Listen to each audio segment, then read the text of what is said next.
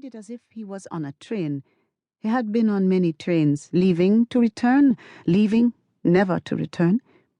And it was pulling away from the platform of the train station, pulling away from a place that had been a destination and now was a place of departure. But this place, now with Mr. Potter, was a stationary place. Mr. Potter and all he came from had made it so. They had been there for centuries. Mr. Potter and all he came from would not go away.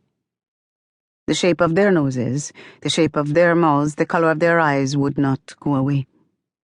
And Potter, thought Dr. Weisinger, the name of the man who had just driven them to their new destination, was a name so low. Named after the service he offered, a potter. A man named after the sweat of his brow, so thought Dr. Weisinger. But Zoltan? Came May's voice. The voice of his nurse, the word that was his name said by his wife. And Dr. Weisinger heard his wife's voice, and said to himself, let a minute pass before I make a response to that. And then he said to himself, let a second pass before I make a response to that. He told himself silently that he would allow a pause before he would make a response to this voice, coming from this person who was in the same room with him. His entire world, as it had been constituted in the past before he came to Antigua, the past that took place before the hurried exit from one place to the next, their names prominent on atlases made after the 16th century. Prague, Budapest, Vienna, Berlin, Shanghai.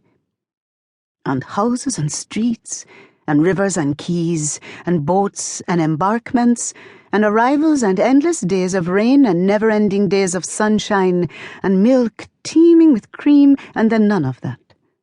And conversations about the possibility of the end of the world, and then days of the world ending again and again. And within the very days themselves were ends, as if the day did not constitute and define a limitation. And his wife said his name again. Zoltan, she said. But he heard her say Samuel. And before him he saw the miracle that he had been. Samuel, a boy whose hair was a pleasing color. It was black. A boy whose eyes had been a pleasing color. They were black. A boy whose presence had made his mother and father happy. But just now he could not remember their faces, the faces of his mother and father. He could only remember their presence. He had had them, that thing, a mother and a father. Only now they were lost, like a turn in the road. Only the road was his own life. Or like a horizon, only the horizon was his own life. They had just vanished, as if they had never been there at all, as if they had not given him that name, Samuel, as if he had not been their only child. They had just vanished into darkness. Yes, darkness. A vast darkness had descended over many things he had known. Not a darkness like the night, and not a darkness that was the opposite of the light in which he was now standing.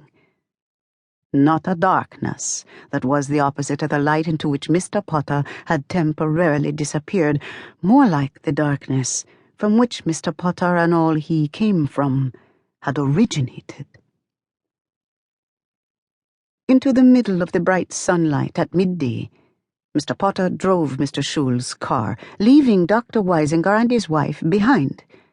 And when they were no longer in his sight, when he had come some distance from them, a mile or so, and a mile was quite a distance to Mr. Potter, they vanished entirely from his thoughts, and he became absorbed by the uneven road. Its surface was coarse, the thick coating of asphalt no longer lay smooth like the icing on a cake or something like that, and the road itself was a series of twists and turns, and every inch of this road, every foot, every yard, every mile held a danger of the sudden drop-off of a precipice, a turn in the road so sharply rounded that it might not be a turn at all. It might be the end of the road itself.